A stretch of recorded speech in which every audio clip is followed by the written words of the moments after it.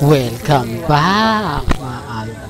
Ito na naman po ang inyong lingkod, si Mr. Destiny. At magbibigay po tayo ng pinakamainit na update po ngayon sa Instagram, sa Twitter, at sa Facebook. Puspusan ngayon ang taping ng ni Alden Richards.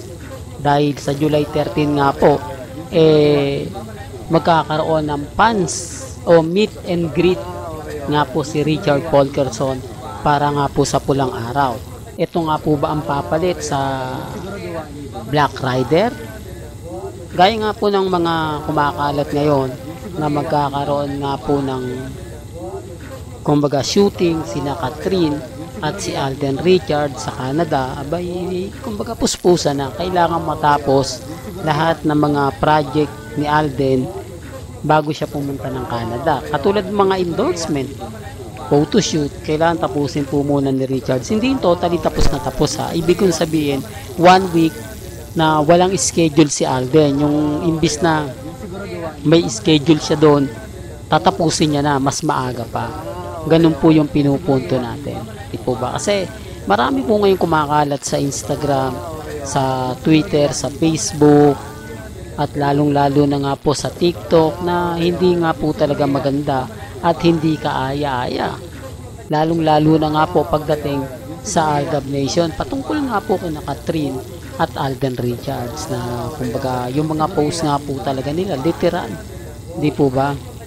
Na nagmamadali. Literal na kumbaga masasakit para sa mga fans ng Algab Nation. Siyempre, kawawa po yung mga mamis, mga titas, mga senior na nakikita yon, di ba? Medyo nagtatampo sila. Ba't nga po kaya pumapayag naman kasi si Alden na gawin to? Bakit naman pumapayag si May? Remind ko lang po sa inyo, showbiz lang po ito. Lahat po ng showbiz o lahat po ng mga ganito pang showbiz lang. Kita nyo ha, hindi daw po nililigaw si Dominic Roque kay Catherine. Okay lang naman po yun, di po ba? Pero bakit nga po sila madalas magkasama? Nagpapaano lang daw po, kumbaga ganyan daw talaga magkaibigan, laging kumbaga magkasama. At bakit ka nga po ba si Catherine ang bumibida sa mga post nila sa TikTok, sa Instagram? Remind ko lang po sa inyo, never pong ginagawa ni Alden Richards yan. Never pong sinasamahan si Catherine sa mga bagay na ganyan.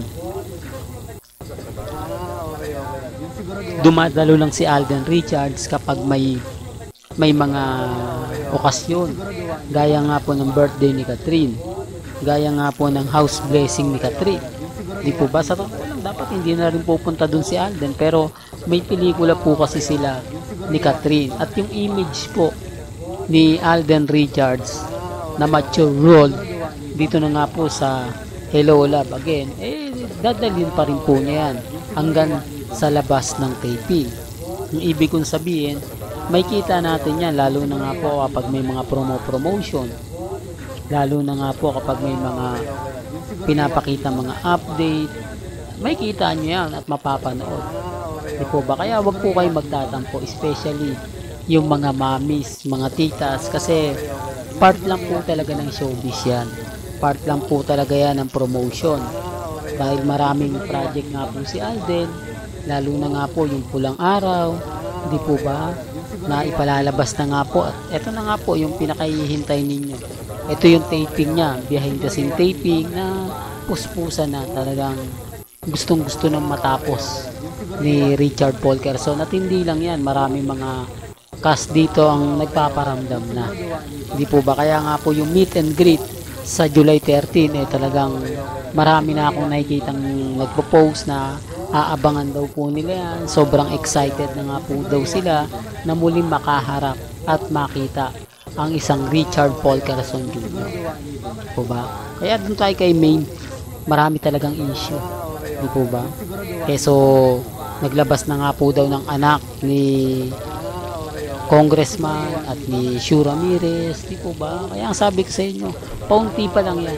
Baga, tignan na lang po natin yung mga revelasyong panglalabas. Kaya nga po kita nyo, si Mr. Destiny. Laging updated 101%. Kaya pag may nakikita po kayo, gusto pong malaman at hindi masyadong naiintindihan, pupunta lang po kayo sa channel ni Mr. Destiny. At syempre dito naman po 101% updated po kayo.